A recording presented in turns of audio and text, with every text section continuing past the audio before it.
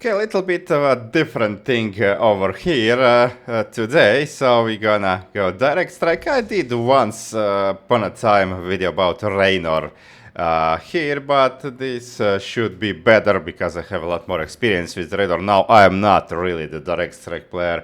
There are people probably play direct strike all the time, but I had a lot of games actually played with Raynor, so this is how. Okay, where am I? I'm here. Okay. Okay, so this will be kind of tutorial how to play Raynor. Now I find Raynor the easiest to start with Mech, like I don't bother buy. I might add some Marines later for the for tanking if needed, but usually I first start with one gas. Because if you start soon, it's okay. If for later, then you might not even want to do it because sooner you start it, the more value will provide. So this, and then, well, immediately upgrade before I ever get units. Okay, I do make bunker here. I was a little bit late, so Tychus destroyed it. I put then 2 Marines and 2 Marauders inside, and here here or here, well, put this here, so I put this missile turret behind, and you can see that I yet don't even have units, but okay, I don't want to add units one by one, so I actually add let's go +2. Okay, it wasn't actually that long of a game, so I might stay on this. Okay, so I add then when I have money for 3 of these. This I do get concussive shell upgrades for my Marauder here. The what's the other thing? The combat shield are really not necessary for these 2 Marines if the bunker gets destroyed, but concussive shells is okay to slow down enemies. Okay, so let's see my allies were Stukov. This is well, I have these Vorazun Stalkers. And so Dusk Wings are pretty good because well, they are a lot better than normal benches, but they are not much cheap, much more expensive. And one thing about starting benches is you can see they are first air units, so most people will start with well, ground units, and also many of these ground units can attack air, and benches do have cloak, so they don't even need cloak upgrade. I just get the afterburners for them, and they don't need the other upgrade too, so that's why I prefer them over normal benches, of course. And just the afterburners and the attack range. I get these upgrades, but also, the fact that they are cloaked means that enemy is forced either, well, invest on permanent detector or scan, and each scan, of course, costs money. If you are not Raynor, if you are Raynor, other thing about Raynor, other advantage is that you have, you get, well, practically two free scans per round. So, yeah, if they scan, it will cost 25 energy value. So yeah, that also well, gets money out of their pocket, which they could be using for other things. So you can see now these guys are not even scanning, so these benches have free reign over these stalkers. Well, then that's actually not Vorazun. That's I think these are the stalkers from these Alarak. Okay, so Tychus. But yeah, also no scan, so now this was already pretty good start. My Abaturella has already one Biomaster Roach. Okay, busting this position will be harder, but we are gaining momentum. So now when I have all the benches, okay, here Swarm was good against. I think the Swarm hosts are actually very good against, well, very good for tanking. So it's good.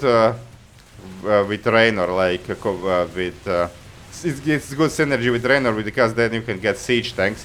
So after benches, I go either the tanks or Vikings, depending on what they have. So now Well, I am still just on these guys because I'm gonna add tanks one by one. In case somebody scans, it could just have banshees, and then suddenly 3 or 4 tanks appear. That's better than just adding the one by one. If you are not in a dire need, if you are not in a danger of actually losing the game, but we are not here because, as you can see, that we actually have an advantage over here. Okay, did my benches get? Well now, yeah, scan, and then they got destroyed. But yeah, each scan gets money out of their pockets, while I can actually scan for free. So okay, so you can see now they are okay. I didn't pay attention now. I should have scanned here, but okay, a little bit of mistake now. Okay, but the ally has overseer over here, which will not be targeted because the enemies don't prioritize the overseer. Okay, so now I add 3 tanks, and soon I'll be adding more because I realized I mostly need, well, they practically have no air units, just the prism and those oracles for now. So I add tanks so I can fight these guys, and you can see that the storm hosts are pretty good for tanking, they say, especially later when there'll be more, and well, when they'll be biomassed. Okay, so now this host is still alive while the other hosts are coming, so it's pretty good. And also this slowing effect of the roaches is pretty good. Okay, so now I have already 6 tanks. That's pretty good number. Okay, I don't know if maybe this guy should have added 1 or 2 volatile infested just to against these centurions, but it's okay this way too. Okay, I don't need to scan now because well, this guy has overseer, so I was a lot of runs I was just waiting for this guy to die and then scan. You know, that's so my scan lasts longer, so I can have better use of it. And I can see that these tanks now are already putting a lot of value over here, shelling at these stalkers. And okay, one thing that I think forget this game for a long time, and that's did I actually get it now? I think I didn't still. Okay, now I did, but I forget. Or was it the game before? I can't remember. I think it was this game actually, and I forgot. Well, the smart servos. Smart servos are very important because faster sieging and unsieging is, of course, very important. Okay, so now you can see that we are pretty much gaining ground over here. Slowly, but we are gaining ground. Okay, now these guys are good against oracles because there are a lot of them. Okay, now we have some diamondbacks, that's pretty good. Okay, now Stukov could have also gotten a few siege tanks, but the thing is I have siege tanks, so maybe diamondbacks are better to just counter air units if any appear. Okay, so now we squeeze them over here, but it will take some time to finish this game. Now I was like, should I go T3? Because I think they actually do have. Okay, now we almost won over here, but not really. So okay, this guy is 0-0. Oh, this guy is actually 0-0. So yeah, no wonder he's suffering over here. I didn't, by the way. I could have actually scanned to see what they have, but it wasn't actually necessary because I saw that we are doing fine over here. Okay, +2 on these guys, 2 on these guys. So I think in this game I didn't even go tech up because I realized it's better to just add more tanks. Otherwise, now this would be like maybe time to go T3, and then because we are in a good position, then I would probably say for Hyperion. But we were in such a good position that I was like, okay, just double down on tanks. Okay, oh, Tychus is also 0-0. Okay, yeah, they forgot the upgrades now. We are all. Okay, this guy is. Well, this guy also 0-0, but I have 2-2 now for a long time, and I believe that's it now. Oh, no, not yet, not yet. Almost, but not yet.